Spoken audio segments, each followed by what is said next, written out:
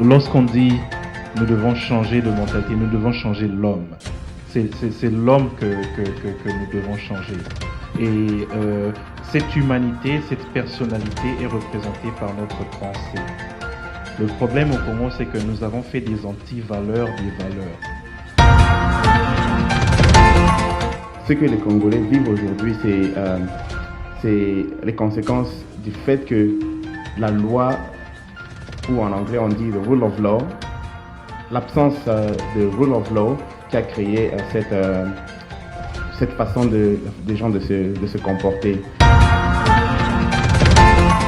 Alors quand il n'y a pas d'école, quand il n'y a pas des moyens scolaires, c'est là où vous retrouvez tout le monde réagir, dire du n'importe quoi et penser, je peux dire, d'une manière très erronée.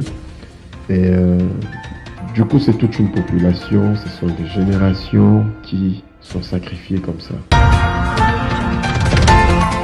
Donc moi je pense que le changement de mentalité en République démocratique du Congo, on n'a pas besoin de tout un département. C'est au fait faire table rase de ceux-là qui ont pérennisé le système injuste qui est au Congo. Merci beaucoup d'être venu. Nous commençons donc cette deuxième partie de ce forum ce soir. Il s'agit bien de discuter sur les mentalités des Congolais et comment cela impacte sur leur propre développement personnel et aussi sur le développement du pays. On sait que nous, les humains, c'est ce qui est dans la tête qui nous guide, c'est ce qui est dans la tête qui nous motive et qui fait que nous puissions soit réussir, soit échouer. Et notre pays est dans beaucoup de difficultés depuis très longtemps. Il y a une certaine mentalité ou des mentalités qui ne sont pas très saines et qui doivent être changées. Alors, essayons de réfléchir sur qu'est-ce qui explique les mentalités des Congolais. Quelles sont, évidemment, dans ça, il y a de bonnes mentalités, il y a aussi de mauvaises.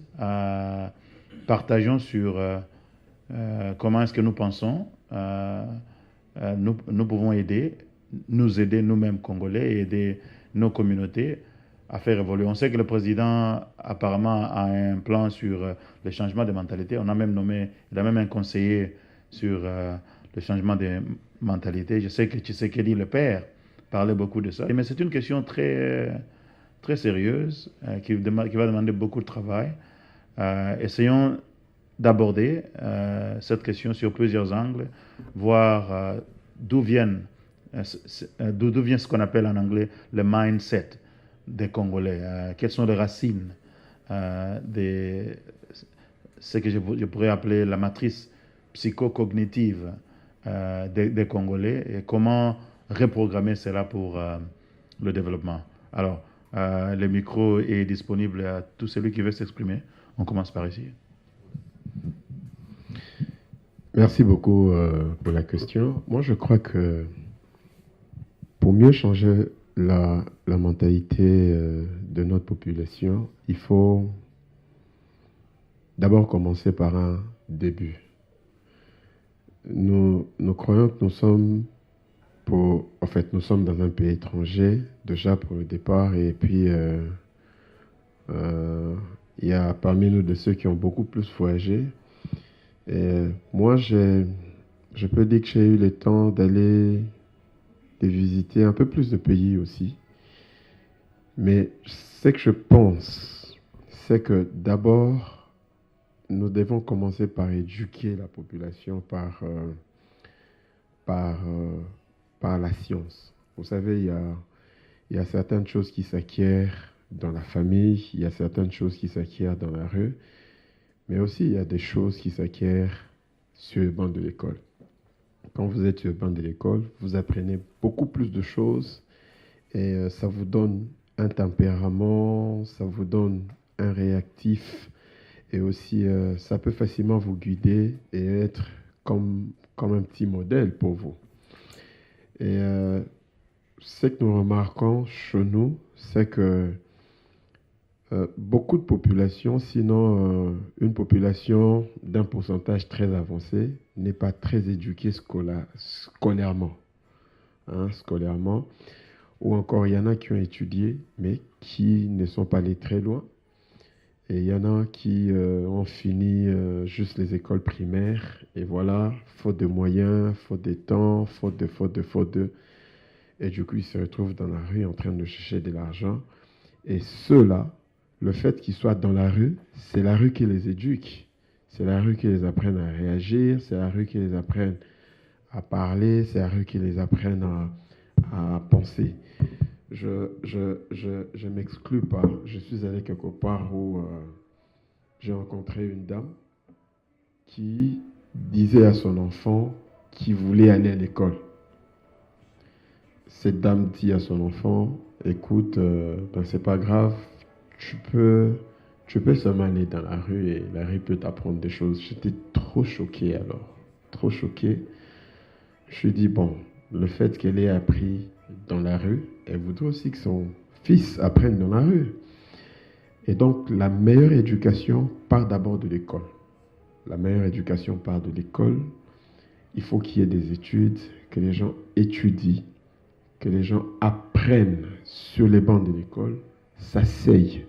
Quand ils s'asseyent, ils apprennent, ils vont apprendre les réactions, ils vont apprendre la mentalité, ils vont apprendre la vie, ils vont apprendre comment marcher, comment se comporter, comment répondre même à quelqu'un, comment se comporter même dans l'administration publique. Voilà, ça permettra à connaître beaucoup de choses. Alors, quand il n'y a pas d'école, quand il n'y a pas des moyens scolaires, c'est là où vous retrouvez tout le monde réagir, dire du n'importe quoi et penser, je peux dire, d'une manière très, très, très erronée. Et du coup, c'est toute une population, ce sont des générations qui sont sacrifiées comme ça. Bon, pour donner encore un autre aspect de réponse, c'est que les générations qui sont passées, elles sont peut-être passées, mais on peut toujours attraper les petits jeunes ou sinon les plus jeunes en les insérant dans la scolarité et les apprenant beaucoup d'autres choses. Merci. Je vais d'abord revenir sur le terme mentalité des Congolais. Moi, personnellement, je ne pense pas qu'il y a une mentalité des Congolais parce que ça, c'est un terme général et moi, je ne trouve pas ça très, très approprié. Je veux dire sur ça, moi, je peux dire que c'est ce que les Congolais vivent aujourd'hui, c'est les conséquences du fait que la loi, ou en anglais, on dit « the rule of law », l'absence de rule of law qui a créé cette façon des gens de se comporter. Parce que la façon dont les gens se comportent au Congo, ils se comportent d'une manière opportuniste. Parce que c'est le fait que la loi ne réagit pas, ne s'applique pas sur tout le monde, alors les gens profitent de l'occasion pour survivre. C'est un instinct de survie. Par exemple, au Congo, c'est très fréquent que quand un taxibus s'arrête et les gens courent vers le taxibus pour se chercher une place à l'intérieur. Ça, c'est ça le manque. Dans cet exemple-là, on ne voit pas les personnes âgées, on ne voit pas les personnes handicapées, parce que chacun pense à sa survie personnelle. C'est ça les conséquences à mon avis, c'est les conséquences de l'absence de la loi qui s'applique à tout le monde. Et quand Félix parle de changer de mentalité, lui en tant que président, moi je trouve ça très arbitraire parce que une mentalité ça ne se change pas. À moins qu'on identifie effectivement que ça c'est une mentalité et qui s'est appliquée ou qui est devenue générale sur tout le monde et comment la changer, là oui. Mais sinon, arbitrairement dire qu'il faut changer la mentalité des Congolais, je pense qu'il va échouer parce que il faut d'abord identifier si vraiment cette mentalité-là existe. Alors pour moi, si on veut mettre fin à cette façon de comportement, moi je vais appeler ça une manière générale dont les Congolais se comportent, et ça se rapporte même ici en Australie. Pour changer ça, il faudrait adresser les problèmes sociaux. Il faudrait que les gens soient sûrs que l'État, la société, les lois le protègent comme ça protège son voisin, comme ça protège sont supérieures au travail ou des personnes qui sont inférieures. Et c'est ainsi, ça ne prendra pas un mois, une année ou un mandat, ça prendra du temps. Parce que si tout le monde comprenne que devant la loi, je suis égal à un gouverneur, les gens vont se comporter différemment. Et si socialement, les gens ont accès au travail, à l'eau, à l'électricité, envoyer leurs enfants à l'école, à un salaire, les gens vont se réaliser que quand il y a un bus qui s'arrête, le fait qu'il est bien établi mentalement, il va penser à la personne à côté de lui.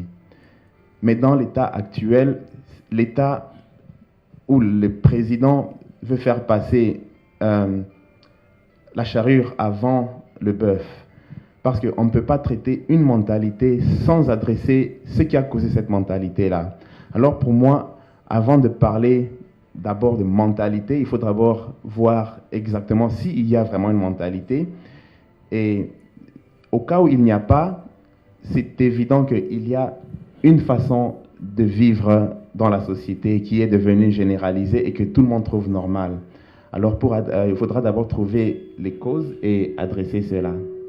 Merci beaucoup Jordi pour votre intervention. Jonathan, qu'est-ce que vous pensez? Il n'y a pas de mentalité. Est-ce que Félix a raison de parler de ça? Est-ce qu'il y a un problème? Moi, je pense qu'il y a définitivement un problème de mentalité au Congo. Et ceci, ce n'est pas seulement au Congo, le problème, c'est l'homme. En fait, lorsqu'on dit nous devons changer de mentalité, nous devons changer l'homme. C'est l'homme que nous devons changer. Et cette humanité, cette personnalité est représentée par notre pensée. Le problème au Congo, c'est que nous avons fait des anti-valeurs des valeurs. Lorsqu'il y a une personne qui, par exemple, prend la direction d'une compagnie et veut changer le système, c'est tous les directeurs dans cette compagnie qui se liguent contre lui pour dire « tu penses que tu changeras quelque chose ici ».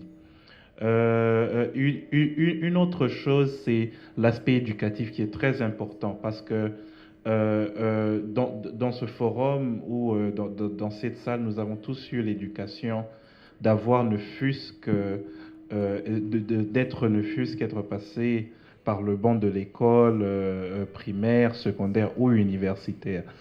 Je pense qu'un des aspects qui pourrait aider déjà à former l'homme serait d'avoir ne fût-ce que l'éducation primaire gratuite. Ce qui fait une grande différence entre les pays occidentaux et nos pays africains.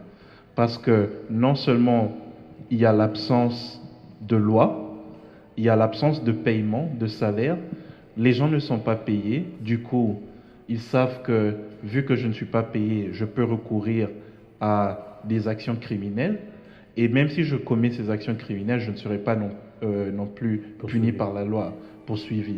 Donc nous avons fait des anti-valeurs des valeurs. Nos anti-valeurs sont devenues nos moyens de rémunération. Jordi a donné l'exemple des taxibus. Moi, je dirais même, lorsque les taxibus s'arrêtent, ce n'est pas seulement les passagers qui sautent sur les taxibus pour y entrer, c'est les policiers aussi, pour se nourrir. Les policiers qui sont censés être agents de l'ordre, représenter la loi, eux-mêmes recourent à des anti-valeurs qui enfreignent la loi. Mais vu qu'ils sont policiers, ils se croient au-dessus de la loi. Et l'une des grandes différences entre les pays occidentaux et nos pays africains est que quand bien même un Congolais qui a une mauvaise mentalité sort du Congo et vient en Occident, il y a une loi en Occident qui s'applique sur tout le monde. Et même si tu as une mauvaise mentalité, tu seras recadré. Il y aura quelqu'un qui va te recadrer. Soit la police, soit un agent de l'ordre, soit la justice. Mais au Congo, du fait qu'il y a cette absence qui est vraiment ressentie, il y a cette pérennisation de mauvaise mentalité. Et moi, je pense que c'est louable pour Félix d'en faire un de ses objectifs de bataille, mais il ne faut pas que ce soit une campagne de changement de mentalité qui soit finie dans le temps. cette campagne de changement de mentalité, elle doit être infinie, il ne doit pas y avoir un temps précis qui est défini, que ça va du 1er au 30. Non, non, ça doit être continué et pérennisé. Voilà. Merci beaucoup. Frère Kalo, qu'est-ce que vous pensez? Avons-nous un problème de mentalité au Congo?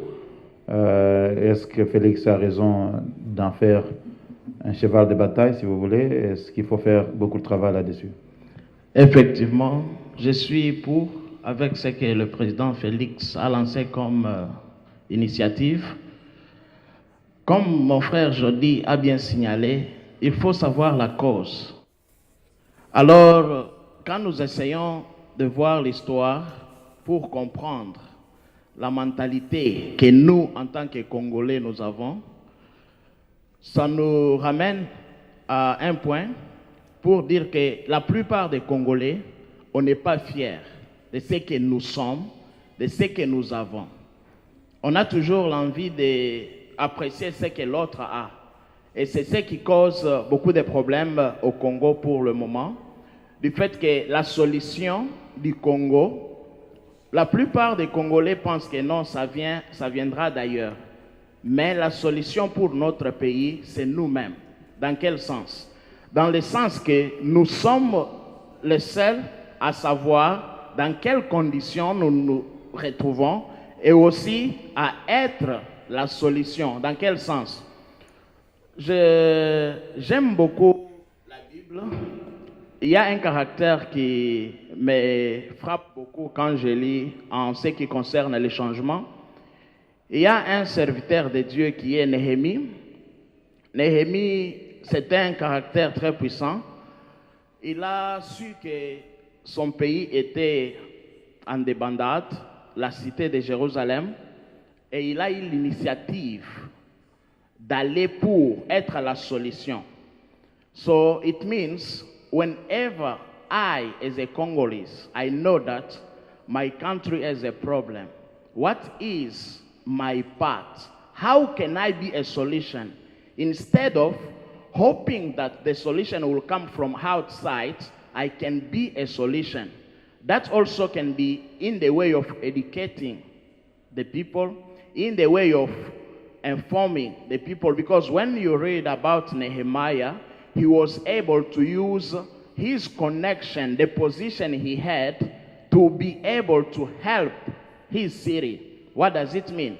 It means Nehemiah was able to get everything which was able to help the city so that the Jerusalem can be in security again. It means as we are here in Australia, I know that we can notice what is happening in Congo, but being here, as we have connection, we know which door we can knock to bring solution. Instead of just waiting, we can just step out and be a solution. What do I say? I say instead of just waiting for the solution from outside, we can be solution ourselves. And that starts home. And when it starts home, it's also in the way of educating the kids we have, knowing that they are the future of tomorrow. Because if the things keep going the way it is, by not recognizing who we are, not appreciating what we have, not being part of the solution, always blaming, that will also influence the next generation. So for us to be able to change the mindset of us as Congolese, we have to be part of the solution, not always pointing fingers. We have to be there to bring solution. That's what I can say, my answer to the question. Thank you very much, Brother Kalon. Merci beaucoup pour cette intervention en français et en anglais, une intervention bilingue, donc c'est bon. Alors, Denis, que pensez-vous sur la question des mentalités des Congolais? Bon, personnellement, je prends ça sur deux aspects. Nous avons les Congolais qui sont au Congo et nous avons des Congolais qui sont ici. Voilà, il y a déjà deux parts. Yeah? C'est un peu ridicule pour un chef d'État d'avoir un conseiller de changement de mentalité. Je trouve ça, je sais pas. Moi, je ne sais pas ce que ça signifie. Personnellement, je dois parler de ceux-là qui sont ici. C'est tout simplement prêcher par l'exemple. Et j'avais eu cette idée-là en 2006 en écrivant mon livre « Les Congos de toutes les farces », les rigues jaunes du temps de la peur bleue. C'est là où j'ai écrit « Un Congolais peut changer tous les Congolais ». C'est tout simplement par son exemple de vie. Ça suffit. Pour nous qui sommes ici, c'est l'exemple de vie. Maintenant, si je rentre au pays, là où nous avons plus de 80 millions d'habitants, c'est un problème de loi. Là, je vois plus l'aspect des Jordi. Tant que vous vivez dans un pays où les lois ne fonctionnent que pour le pauvre, les mentalités ne changeront jamais. C'est le pauvre qui a peur de la loi, pas les riches. Et vous voulez changer quelle mentalité? C'est au fait, M. Félix, tout ce que lui doit faire, c'est renforcer l'autorité de l'État. Nous savons que la Cour constitutionnelle est corrompue. J'ai posé cette question sur les réseaux. Ce n'est pas maintenant que la Cour constitutionnelle commence à fonctionner. C'était une Cour qui était corrompue quand lui était à l'opposition. Il est devenu chef de l'État, il ne les a pas bougés. Donc là, la loi souffre. Donc, la mentalité du pauvre et de l'opprimé, c'est tout simplement se révolter. Et vous voulez quel changement? C'est ça la question que je me pose. Donc moi je pense que le changement de mentalité en République démocratique du Congo n'a pas besoin de tout un département. C'est au fait faire table rase de ceux-là qui ont pérennisé le système injuste qui est au Congo. Les gens se comportent par rapport à la situation. Je suis pauvre, j'ai peur de la loi et je suis pauvre, je dois survivre. Les riches disent, moi je suis riche, je te paye quand je veux. Et qui doit changer sa mentalité? C'est les riches ou c'est les pauvres? C'est la politique du pays. Lui devait d'abord s'atteler sur la justice. Là où il y a l'injustice, je ne crois pas qu'il y aura changement de mentalité. Je pense que c'est tout. Voilà. Merci beaucoup, Denis, pour cette intervention. Merci beaucoup à tout le monde. En tout cas, je pense que quand vous entendez tout ce que tout le monde dit, il y a quand même des divergences. La réalité, elle est simple. Il y a quand même une certaine médiocrité, non seulement au niveau de la classe politique, mais aussi au niveau de la société en général. Et donc, on ne peut pas éviter cette question-là. La classe politique congolaise est l'une des classes les plus médiocres. Beaucoup de gens, je me rappelle même lorsque Edem Kodjo est venu au Congo, il a dit ça. Il y avait Thabo Mbeki avait dit ça. Et nous savons que nous avons une classe politique médiocre. Pourquoi est-ce que cette classe politique se comporte de cette manière-là? Pourquoi est-ce que les Congolais en général, lorsque vous voyez comment les Congolais se comportent, même à l'extérieur, ce n'est pas seulement au pays, dans la diaspora, il y a il suffit de voir depuis les élections comment les gens sont en train de s'injurier, comment ils se comportent. Il y a quand même un problème. Donc il y a un problème qui vient des mentalités qui ont été, favorisées par une certaine situation socio-économique, bien sûr, mais il y a plus que ça. Alors, que faire pour... alors, avant même de poser la question, moi je pense que lorsque Félix dit que le plus grand chantier au Congo devait être le chantier de l'homme congolais, il a quand même quelque part raison, parce que l'homme congolais, on est arrivé à un niveau vraiment très bas. Nous devions être là, nous sommes plus bas. Alors, que faire pour changer la classe politique? Parce que c'est le leadership qui est le premier point pour changer pour toute société. Comment changer la classe politique au Congo avant même d'aller dans la société? Pasteur Benjamin. Merci bien encore une fois. Moi, je crois que tout à l'heure, j'ai épinglé un aspect éducatif, un aspect scientifique, dans le sens où il est mieux, sinon avantageux, que que les gens étudient, que les gens aillent à l'école. Je ne vous interromps pas, mais la classe politique, souvent, elle est très éduquée. Ah non, vous ne me direz pas ça. Oui, ah non, je m'inscris. Académiquement parlant. Hein. Non, je m'inscris en faux. Okay, je m'inscris en faux. Pourquoi? Parce que pour être député, on n'a pas besoin de présenter un diplôme que ce soit. On a besoin de présenter les voix qui vous votent. C'est tout. Non, il y a une condition maintenant. Là, pour être député, ouais, il y a des conditions. Ah, maintenant. ok. Ouais. Mais à ce que je sache, il y a eu des gens qui ont été députés dont la tête était vide. La tête était vraiment vide. Ils étaient des gens qui tombaient, je ne sais pas, du ciel ou de je ne sais pas quel genre de vent, mais qui étaient là. Et puis, voilà, ils sont gouvernants. Ils gouvernaient le pays. Ils votaient les lois.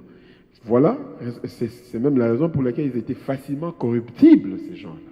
Ils étaient facilement corruptibles, on pouvait les acheter, on pouvait les corrompre, et ils pouvaient s'échanger même des coups en pleine séance en pleine séance parlementaire. Ils s'échangeaient des coups, ils s'insultaient, ils s'injuriaient et tout. Voilà, moi je pense que pour mieux éduquer ce pays, pour mieux éduquer notre pays, parce que moi je suis natif de ce pays-là, pour mieux nous éduquer, il faudra d'abord que les gens aient la culture scolaire, la culture scientifique. Ça leur apprend beaucoup de choses, ça leur apprend même les manières. Ça apprend les manières, comment même parler, comment même se tenir devant les gens. Ça vous apprend même à être posé même devant les gens. Comment gesticuler devant les gens. Voilà. Mais c'est vrai. Les Mobutistes, ils ont tous été des grands professeurs, avec beaucoup de diplômes, mais c'est eux qui ont aidé Mobutu à détruire. Non, il y a un problème. Il y a un problème, sinon un dilemme. C'est que les Mobutistes, pour la plupart des cas, étaient des intellectuels, mais qui cherchaient leur propre intérêt. Ça, c'est un. Et puis, des deux, Mobutu étant dictateur, ils avaient peur aussi de leur vie.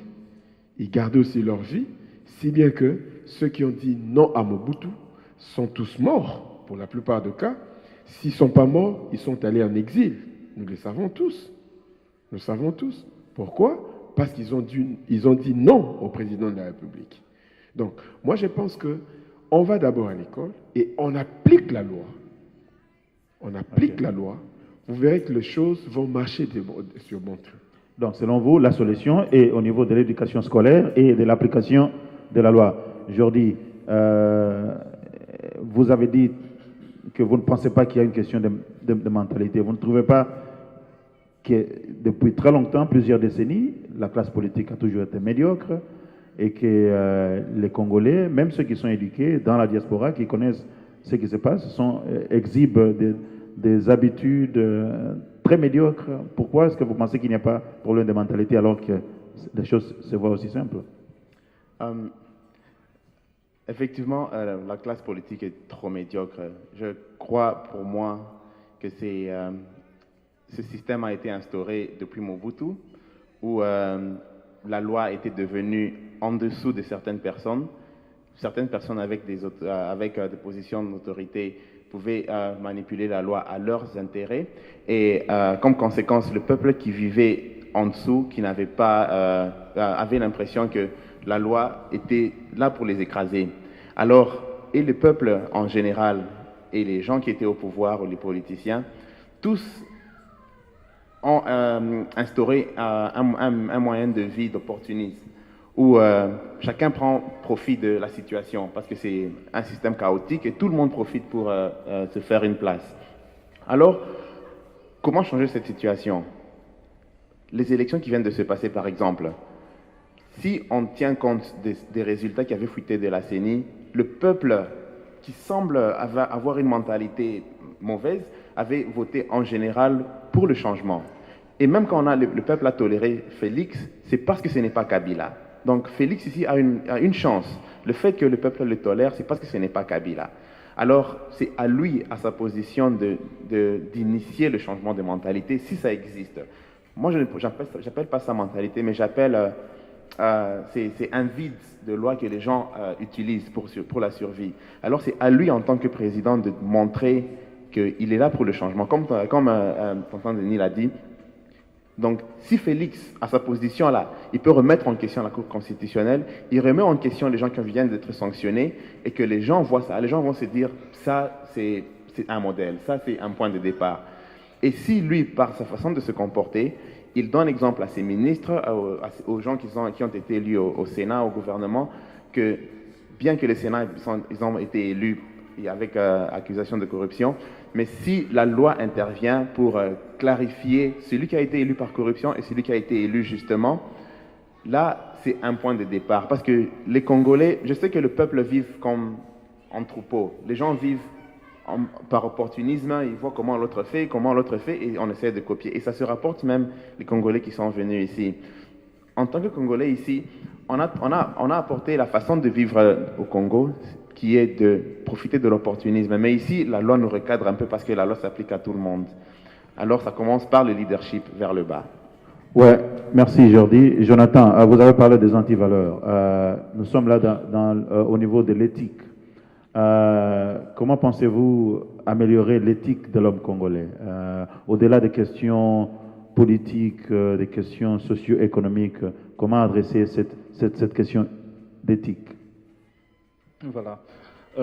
Comment adresser les questions d'éthique? Moi, je pense que c'est en organisant des forums comme ceux-ci au Congo, au milieu des jeunes surtout, parce que c'est eux qui constitueront vraiment l'avenir du pays, les générations futures. Et c'est ce genre d'initiative qui manque, parce que je donnerai un exemple. C'est difficile de s'éloigner de la politique parce que la politique impacte sur toute la population.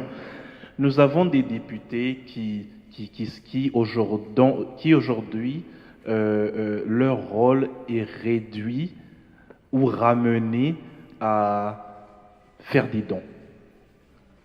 Le rôle d'un député, c'est d'aller auprès de sa population, de s'enquérir de ce qui marche et de ce qui ne marche pas, et chercher à faire voter des lois qui puissent améliorer les conditions de vie de la population qui lui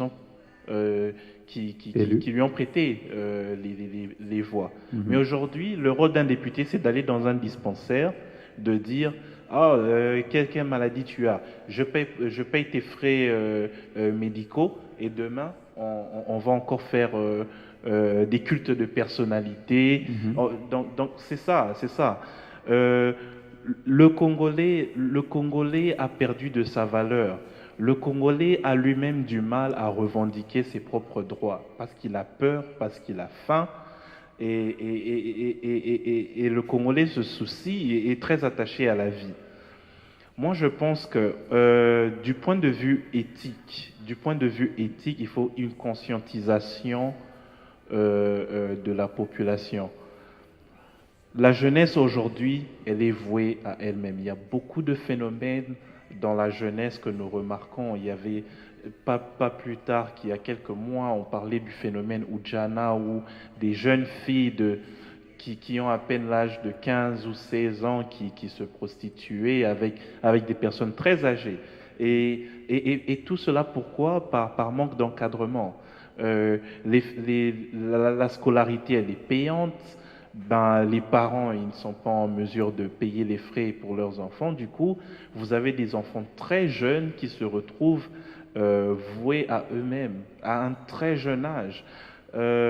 Et moi, je pense que tout cela sont des conséquences qui aujourd'hui impactent sur le fait que la jeunesse est perdue. La jeunesse est perdue. Elle n'a pas de modèle. Parce que même les adultes qu'elle devait prendre pour modèle aujourd'hui montrent un mauvais exemple. Montrent l'exemple que ce sont les antivaleurs qui prévalent. C'est la loi du plus fort qui est au-dessus.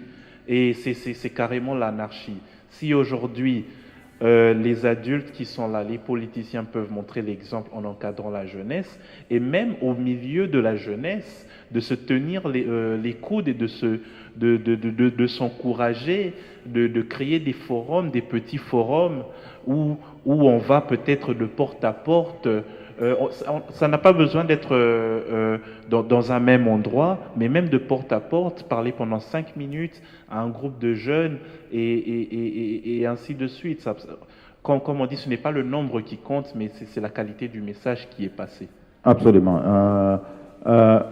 Monsieur Carlo, vous avez donné une perspective biblique qui est très concrète, mais on voit aussi que dans les milieux de pasteurs, dans les milieux des églises, cette médiocrité, elle est là aussi. Donc, qu'est-ce qui fait que malgré que le Congo est très religieux, je crois qu'on est le deuxième pays au monde à avoir autant des églises après les États-Unis, mais la médiocrité, la corruption, les antivaleurs sont aussi présentes dans les églises. Effectivement, nous avons beaucoup de religieux, je peux bien appeler le terme. On a beaucoup de religieux au Congo, mais la plupart des gens, soi-disant, on peut les dire, ils savent la parole de Dieu, mais ne pratiquent pas la parole de Dieu. Ce qui manque à l'homme congolais, c'est la pratique de la parole de Dieu. Quelqu'un peut citer un verset, quelqu'un peut connaître toute la Bible de la Genèse à l'Apocalypse, mais dans sa vie personnelle, la personne ne vit pas ce que la Bible déclare. C'est là, on voit tous les jours chez les religieux. Mais avec le point de Néhémie que moi j'ai mentionné, c'était un serviteur de Dieu qui était à l'écoute de Dieu, qui a pu mettre en pratique ce que Dieu l'a ordonné. Alors, pour moi, la question que vous me posez maintenant pour savoir, nous avons beaucoup de religieux, mais il n'y a pas de changement. La simple raison est les gens partent à l'église parce que c'est une habitude, mais en eux-mêmes, ils ne savent pas la raison pour laquelle ils sont chrétiens.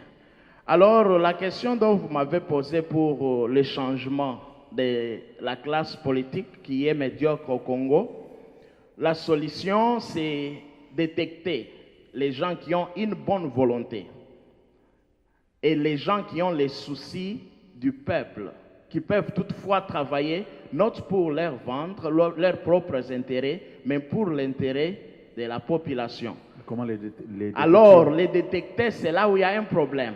Alors, s'il y a un système qui est bien établi, comme mon frère Denis l'a dit, si la justice est bien établie, les gens, parce que maintenant là, pour être une autorité ou bien une autorité au pays, c'est un privilège.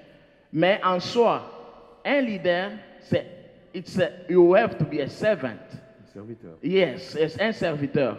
Pour l'intérêt de la population. Mais maintenant, là, ce n'est pas le cas avec beaucoup de politiciens au pays. Quand les gens et quelqu'un ait voté peut-être un député aujourd'hui, il voit ses propres intérêts. Il ne voit pas ceux-là qui l'ont voté. Mais comment détecter ces gens-là? C'est, comme mon frère l'a souligné, éduquer la population et aussi faire connaître à la population que ils ne sont pas là pour utiliser leur position pour leurs propres intérêts, mais c'est pour bénéficier l'intérêt du peuple. C'est un peu ça la solution, en ce que moi, je sache. Merci. Bien que nous savons souvent, quand les gens entrent en politique, ils ont de très bonnes intentions. C'est souvent quand ils s'y mettent qu'ils deviennent beaucoup plus voraces et qu'ils perdent leurs normes. Mais ça, c'est une autre question. On en parlera. Denis, parlons peut-être aussi du rôle de la presse dans les changements de mentalité. Je crois que la presse, les médias jouent un rôle très crucial dans toute démocratie. Et donc, que ce soit la question de la justice que vous avez mentionnée, les lois ne sont pas appliquées comme il faut, les politiciens ne se comportent pas très bien. Comment est-ce que la presse peut contribuer à ces changements de mentalité au niveau de la population? D'abord, commencer par écarter les rebelles journalistes parce qu'il y a trop de rebelles dans ce système. Moi, je crois que la liberté de la presse, des fois, manque au niveau du Congo. Nous pensons qu'à un moment, je sais que même nous-mêmes, nous sommes critiques, quand tout le monde devient analyste et tout ça. Moi, je pense que c'est une bonne chose quand tout le monde réfléchit sur son devenir. Voilà. La presse a un grand rôle à jouer quand elle est bien renseignée, bien informée lui-même et très bien formée. Au Congo, le système éducatif ne fonctionne pas. On parlera de quelle presse? C'est ça la question. Enfin, je vais mentionner ici, informé, donc bien informé, bien formé et bien éduqué. Alors là, on va rentrer un peu plus loin dans sa formation même au niveau de la presse. La presse a un grand rôle à jouer, comme on dit toujours, quatrième pouvoir. Mais en Afrique, surtout au Congo, ça a quel pouvoir? Je me rappellerai un peu une fois, je pense que, je ne sais pas si c'était chez Okitundo ou quoi. Ah non, non, c'était lui, hein, c'était chez Okitundo, qui avait fustigé la presse congolaise. Il les a traités des minables. Non, non, non, non, non. C'était... Kinké. Non, c'était pas Kinké. Kinké venait Tambo Mwamba. de le faire récemment. C'était Tambo Mwamba, Affaires étrangères, à l'époque de... Il était dans le mouvement Chibala. Ouais. Il a fustigé la presse, il a traité la presse de minables individus. C'est-à-dire, les journalistes congolais n'ont pas de personnalité. On leur jette l'argent par Kimbuta et ils ramassent, ils oublient des micros. C'est sur les réseaux sociaux. Donc la presse devrait plutôt être formée. Tant que la presse ne sera pas formée, il n'y aura pas de soulèvement populaire au Congo. Parce que la presse ne joue pas son rôle au Congo. Mais le rôle que la presse devait jouer, c'est informer la population. Mais quand on est mal formé et mal informé soi-même, on ne formera pas la population. Donc je pense que c'est ça la responsabilité de la presse. Voilà, merci beaucoup. Je sais qu'il y a beaucoup de choses qui rentrent dans cette dynamique du changement de mentalité et que ce n'est pas une question aussi simple qui demande beaucoup de volonté et puis un concours en tout cas à tous les niveaux de la société. Mais il faut aussi dire, par exemple, au niveau, parce qu'il semble que l'économie et la loi sont deux grands points qui reviennent sur les raisons pour lesquelles les mentalités sont aussi négatives qu'elles sont. Alors, il y a cette culture de ce qu'on appelle ici personal development, où les gens veulent s'améliorer pour devenir le meilleur qu'ils peuvent être. Et dans cette perspective, les gens, ils ont comme une sorte de police personnelle dans leur tête. Ils savent ce qu'ils doivent faire, ce qu'ils ne peuvent pas faire pour aller mieux, pour réussir. Cette culture de l'excellence, de la réussite, du développement personnel, comment est-ce qu'on peut l'inculquer dans les chefs de Congolais avant que nous puissions finir? On retourne comme ça. Allez-y. Bon, le changement d'abord, moi c'est soit des changements d'un individu, je pense que c'est la base. Comment est-ce que la personne a été... a conduit sa vie. Moi, je pense aussi qu'on parle trop de cet aspect économique et politique parce que nous trouvons nos origines dans des pays qui sont dits pauvres. Quand je vois un citoyen comme je le suis, citoyen australien aujourd'hui, je m'en fous de ces... En fait, pas je m'en fous, évidemment, je suis journaliste. Je me dis que l'économie de notre pays, ça va. J'ai de bonnes informations à ce qui concerne l'indice économique de notre pays. Mais tandis qu'au Congo, dans les pays africains, je peux peut-être choquer certaines personnes. Pour que tout marche dans les chefs de politiciens congolais, il faut qu'il y ait une révolution sérieuse des Africains, si pas des Congolais. C'est ce qui a fait que les Européens puissent devenir ce qu'ils sont aujourd'hui. Ils se sont rebellés contre le système. Tant que le système sera un système à modifier, ça ne tiendra pas. Si quelqu'un rêve que le Congo va changer demain, parce que nous avons Félix Tshisekedi au pouvoir, il se trompe. Dans 4 ans, 5 ans, on verra le résultat.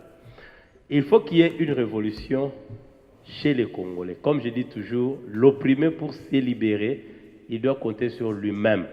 Donc le Congolais devrait aller, c'est choquant, dans son article 64. Il doit chasser tous les politiciens ou mettre tous les politiciens hors état de le diriger, afin que le système puisse partir. On a fait partir le système Mobutu, on l'a remplacé par le système Kabila. Moi, j'y ai pensé en 2006.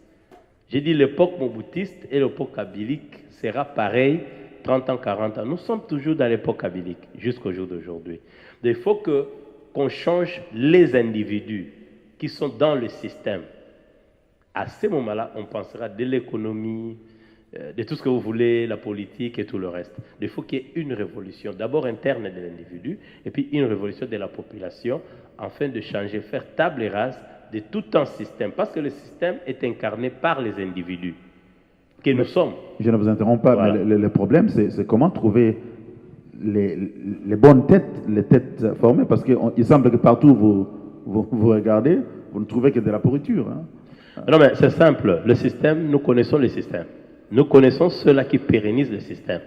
Le Sénat aujourd'hui, la Cour constitutionnelle aujourd'hui, les politiciens actifs aujourd'hui au Congo, si nous écartons tous ces gens-là, nous prenons des jeunes hommes qui sont ici.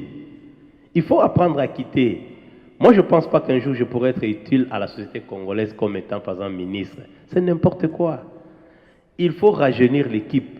Il faut qu'il y ait une jeunesse, 37 ans en bas. Ils peuvent changer ces pays, les gens qui n'ont jamais travaillé. Il ne suffit pas seulement d'être Maboko Pembe. Comme je dis à l'une des émissions, il n'y a aucune différence entre celui qui a fini aux États-Unis, je ne sais pas, en France, s'il n'a jamais travaillé. Tu finis en Australie, tu n'as jamais travaillé, tu n'es pas différent de celui qui a fini à l'UNIKIN. Il y a l'expérience de la personne. Il y a ce qu'on appelle l'enquête de loyauté. Il faut vérifier, tu as fait quoi dans ton parcours pour devenir ce que tu veux être. Tambou Mamba, quelqu'un dans la rébellion. Mende, dans la rébellion. Tous ces gens étaient dans la rébellion. Ils vont amener quoi? Voilà. Merci beaucoup. Brother Carlo, on parlait du développement personnel, de la culture de l'excellence. Comment arriver à cultiver ça au niveau des Congolais? On sait que les gens sont trop... Il y a la religion qui aide les gens à réfléchir positivement, mais parfois les gens même utilisent les notions de religion de manière erronée. Ils pensent que la foi peut tout résoudre si on ne travaille pas, si on ne s'améliore pas. Comment adresser ça? Ok, merci beaucoup pour la question. Notre Père, Dieu lui-même a travaillé et nous a donné un bon exemple. Si on est chrétien et on s'imagine que la foi peut tout amener, on est à côté. Quand on parle de l'éducation personnelle, d'abord, il faut arriver à un point où un Congolais doit être fier de son travail. Savoir qu'il n'y a pas de saut métier. Parce qu'au pays, pour être fier que non, je travaille, il faut avoir un sac à main, un costume. Le matin, je pars dans un office. Mais ce n'est pas le cas.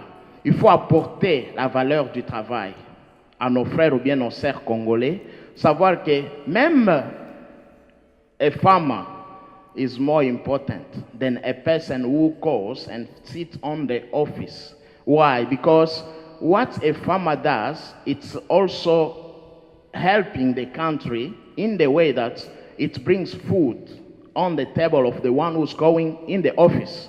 So reaching the point of educating each person that there is no job which is useless, making sure that anything you are able to do as a man to provide to your needs, go for it and be proud about it. Don't just wait for the government to create jobs as they're thinking, but you have to be able also to know that you can do something where you are and also dreaming to achieve something bigger in life.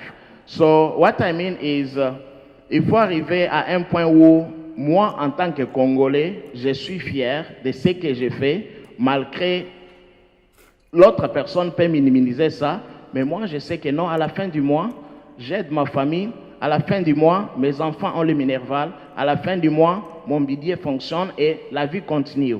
Mais si j'attends seulement à avoir un travail qui a une étiquette, là, je suis en train de perdre du temps parce que le gouvernement ne viendra pas tout faire pour moi. Je serai là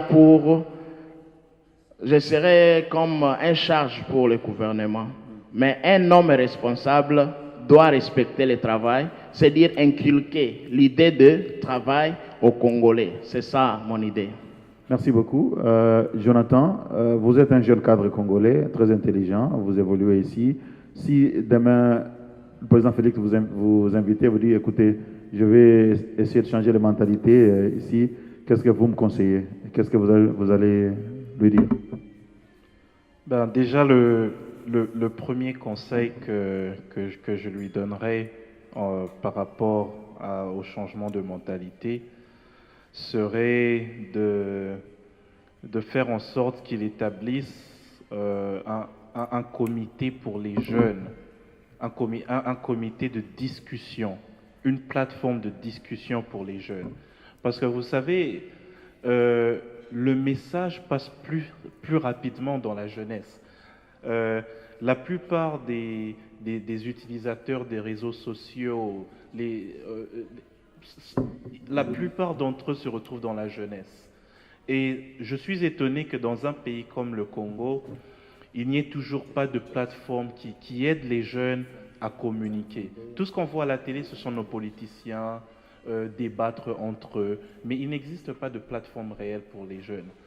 Et moi, ce que je conseillerais, c'est une création d'une plateforme pour la jeunesse, que la jeunesse puisse parler de ce qui leur concerne et puisse trouver des solutions à leurs problèmes. Et aussi que la jeunesse puisse s'éduquer en se donnant des idées, mais aussi en passant le message au reste de la population. Donc personnellement, moi je pense que l'une des idées principales serait de créer une plateforme pour permettre à la jeunesse de s'exprimer, parce que c'est elle qui sévit surtout les maux des antivaleurs qui se passent en ce moment au Congo. Et comment favoriser cette culture du développement personnel chez les jeunes, au-delà des discussions qui peuvent être faites, parce que c'est un peu plus profond pour adopter cette culture-là. Oui. Comment s'y prendre? Voilà. Comment s'y prendre? Ça, c'est une très bonne question. Premièrement, le mot en anglais des incentives, en venant avec des idées qui encouragent, qui attirent la jeunesse, en fait, qui attirent la jeunesse.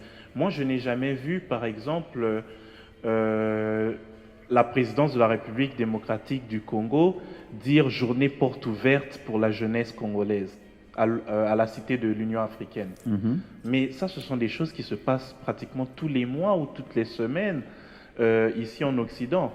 Il y a des jeunes qui vont visiter la Maison Blanche aux États-Unis. Mais c'est à se poser la question. Ces politiciens qui vivent au Congo, lorsqu'ils vont à l'étranger, ils voient juste ce qui est beau, et après, lorsqu'ils arrivent au Congo, tout ce qu'ils ont vu s'arrête à Ndjili. Donc, c'est à se poser ces questions. Des journées portes ouvertes. Et en organisant ces journées portes ouvertes, c'est là-bas même qu'on apprend l'histoire du pays. C'est là-bas même qu'on apprend le civisme. C'est là-bas même qu'on parle de Lumumba, de ses rôles modèles. Ce sont des initiatives, aussi petites qu'elles soient, ont une grande signification et une grande portée sur la population.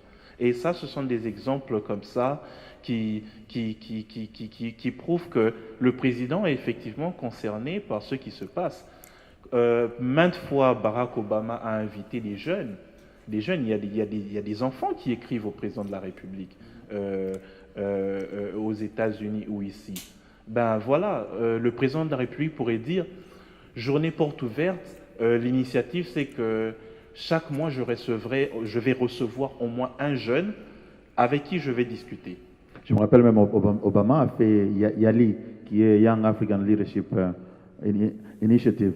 Il a invité des jeunes africains à aller aux États-Unis, et alors que nos présidents, nous, on dirait qu'ils ne font pas grand-chose. Hein. Exactement, et c'est cela même le problème, parce que nous avons un avantage qu'on néglige souvent, parce que la majorité de notre population, plus de 60% de notre population est très jeune et a moins de 30 ans.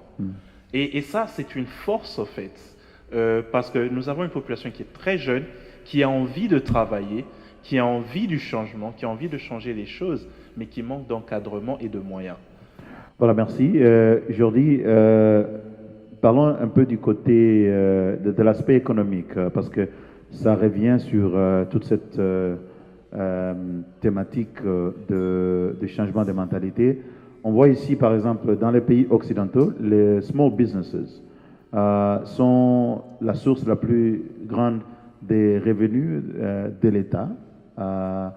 Comment favoriser cet esprit d'entrepreneuriat au pays pour que les gens ne puissent pas simplement se plaindre de ne pas avoir un boulot, parce que si on n'a pas un boulot, on peut en créer. Et si on crée un business, il faut avoir une certaine mentalité, un business mindset pour le développer. Qu'est-ce que si on vous demandait des conseils pour encourager l'entrepreneuriat dans la société et surtout chez les jeunes, qu'est-ce que vous dites? Encore, je reviendrai dans l'aspect de renforcement de la loi au Congo, parce que aujourd'hui, c'est prouvé que la grande majorité des Congolais ont l'esprit d'entrepreneur.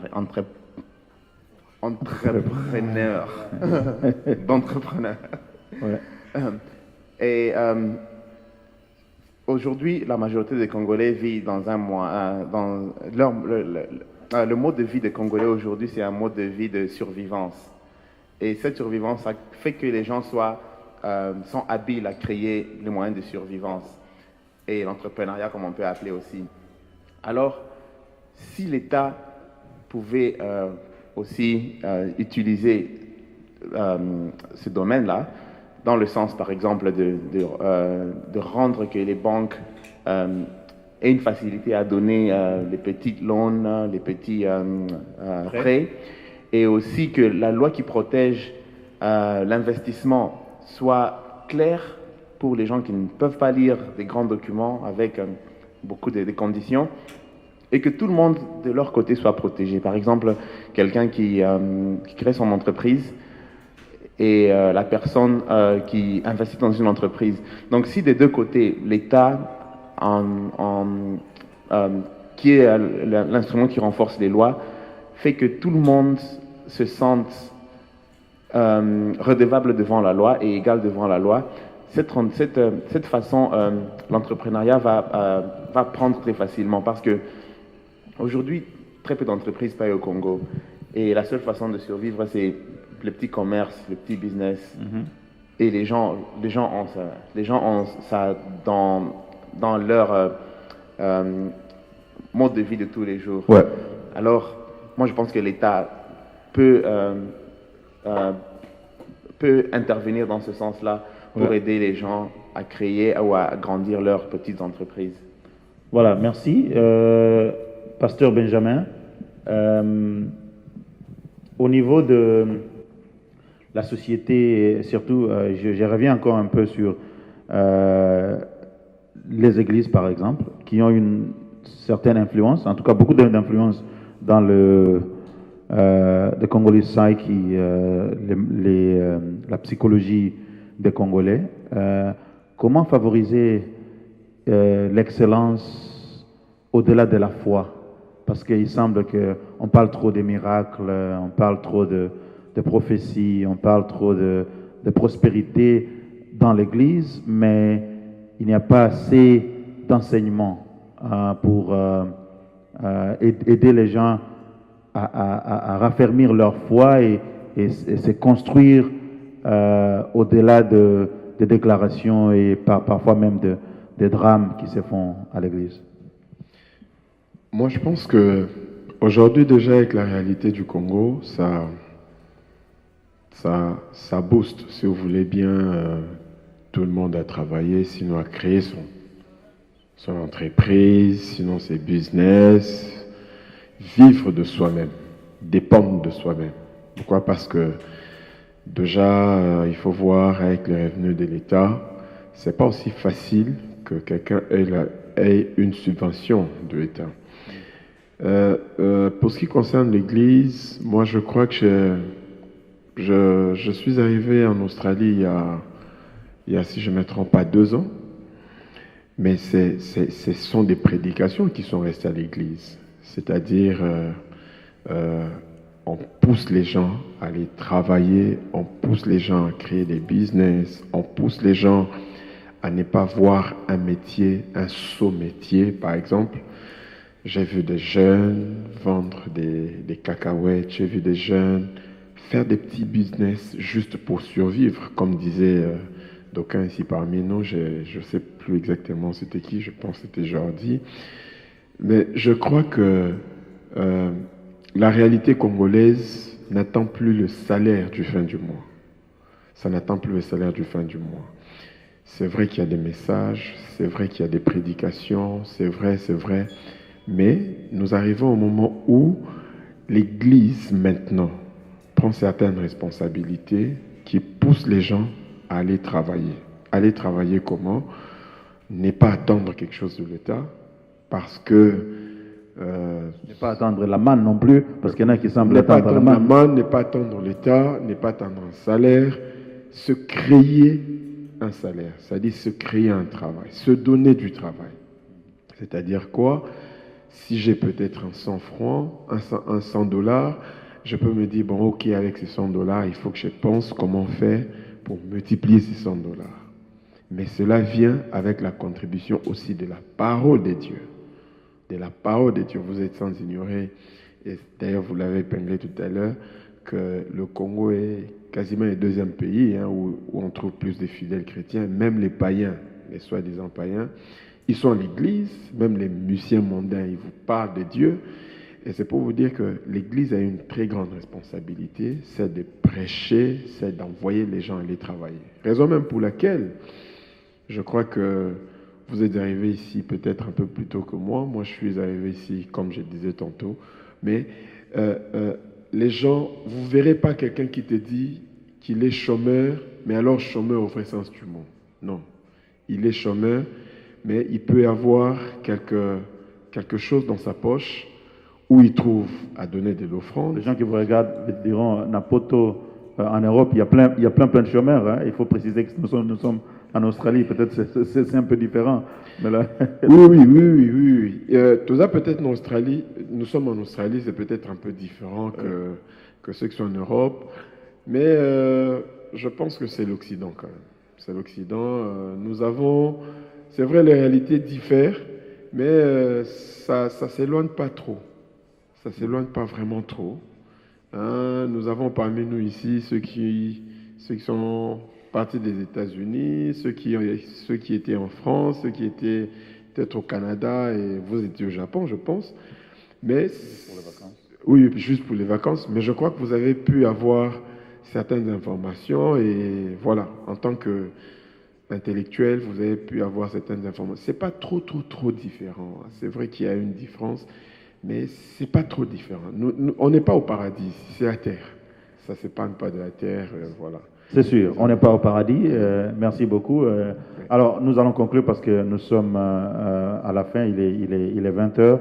Peut-être un dernier mot à chacun d'entre nous, mais avant de cela, je sais que c'est un débat qui est, comme j'ai dit avant, qui implique beaucoup de choses. Il y a notamment l'influence de la musique sur les mentalités. Moi, je pense que si vous trouvez toute la génération Papa Wemba et tout ce monde avec la SAP et tout, si vous voyez comment ils ont leur discours, leur théâtre musical, si je peux utiliser ce mot-là, a influé sur les Quinois par exemple et autre chose.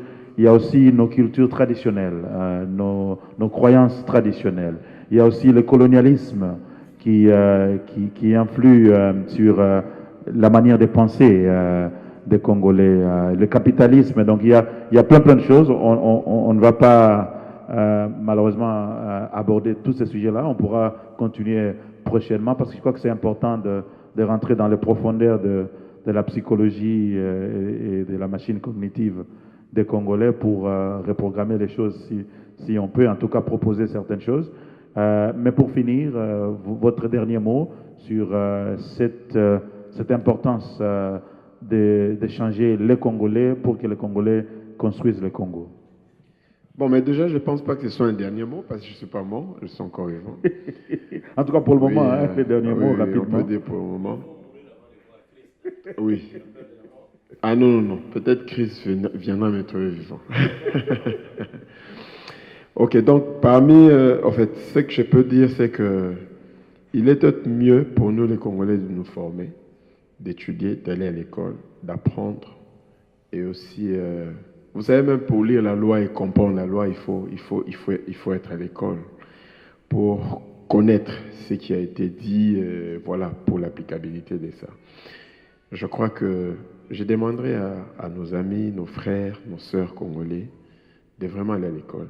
L'école n'a jamais été un temps où on te dit c'est trop tard. Ou de se former Oui. eux-mêmes. Non, s'ils non, non. peuvent pas aller à L'école, c'est pas seulement faire des très longues études. Nous sommes ici, il y a des gens qui n'ont pas fait des très longues études. Ouais, en Ils ont Australie. été oui, en Australie. Ils ont fait une formation. Ils connaissent quelque chose sur un domaine donné. Et voilà, ils s'appliquent. Et du coup, ils savent quand même écrire, ils savent quand même lire, ils savent quand même comprendre certaines choses. Ils ont une certaine base, une fondation. Voilà, j'encouragerai les gens vraiment à aller à l'école. Merci. Voilà, 1 minute, s'il vous plaît, pour que nous puissions terminer.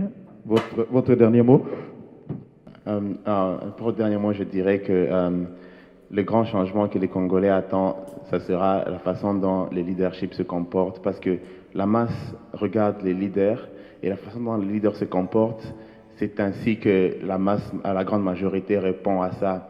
C'est comme ça que, comme vous avez parlé de Papa Wemba, Mobutu, Kabila, et c'est ainsi de suite que la grande majorité des Congolais répondent. Et quand ça arrive à un certain niveau, soit ça casse, soit ça passe. continue. Ça passe ou ça casse. Oui, Jonathan. Mon mot de la fin par rapport à ce que nous avons parlé, et surtout d'encourager la jeunesse congolaise à prendre son destin en main, à porter sa voix haute, à revendiquer ses droits. Aujourd'hui, avec l'arrivée d'un nouveau leader qui a apparemment de bonne volonté, surtout de faire savoir ce que la jeunesse attend de lui et de le juger par rapport à ses accomplissements. Parce qu'il l'a demandé lui-même. Donc, définitivement, la jeunesse doit se prendre en charge et porter sa voix haute. Voilà. Merci. Frère Kalo. Merci beaucoup, Papa Clad. Ce que moi je peux dire est que être congolais, c'est une bénédiction. Alors il faut être fier d'être congolais et aussi savoir que nous sommes dans un pays où Dieu nous a beaucoup bénis. Et pour faire cette bénédiction-là, la nôtre, il faut savoir que moi-même, je suis la solution aux problèmes que notre pays est en train de traverser et aussi aider les nouveaux chefs, le nouveau président, Félix, avec les idées qu'il a et aussi les soutenir dans la prière. Cela va nous aider pour que nous puissions nous réjouir de ce que Dieu nous a donné comme bénédiction dans notre pays. C'est ça un peu ce que je peux dire. Alors, Denis, nous terminons. Quel est votre dernier? Ma petite conclusion, c'est un peu triste, mais je dirais aux Congolais, aussi longtemps qu'ils reposeront leur destin entre les mains d'un individu ou d'un groupe de gens, FCC, Cash, Lamouka, ils vont toujours être déçus. Ils doivent prendre leur destin entre leurs mains. C'est la loi de l'amour et la loi du travail qui permettra aux Congolais de se développer. Ils doivent apprendre à revendiquer leurs droits. Donc, aussi longtemps que leur destinée sera entre les mains d'un groupe d'individus et qu'ils clameront ces individus et qu'ils voteront leur leader par rapport aux bières, t-shirts, discours pompeux, toujours même menu, même recette. Vous pouvez tourner les pions comme vous voulez, ce sera toujours même menu, même recette. Ils doivent apprendre à prendre leur destin en main. L'exemple, c'est l'Algérie. Bouteflika voulait jouer. Ils se sont mis debout pendant plus de 2 semaines. Et il est parti, il a demandé pardon. Voilà, on ne repose pas sa destinée entre les mains des gens. Voilà. Merci beaucoup, Denis, pour cette conclusion. Alors, nous voudrons finir.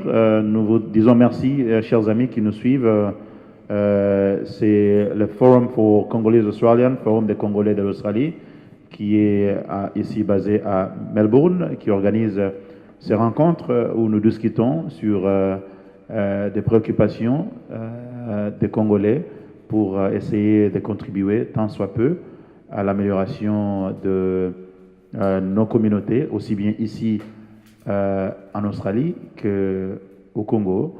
Donc nous vous remercions du temps que vous avez passé à suivre cette vidéo et nous vous demandons de nous communiquer vos suggestions et autres préoccupations que vous avez. Et si vous êtes ici à Melbourne, que vous êtes en mesure de nous joindre et de faire partie de cette initiative, nous vous serons très reconnaissants. Alors merci beaucoup pour tous ceux qui ont intervenu et nous nous retrouvons prochainement. Merci.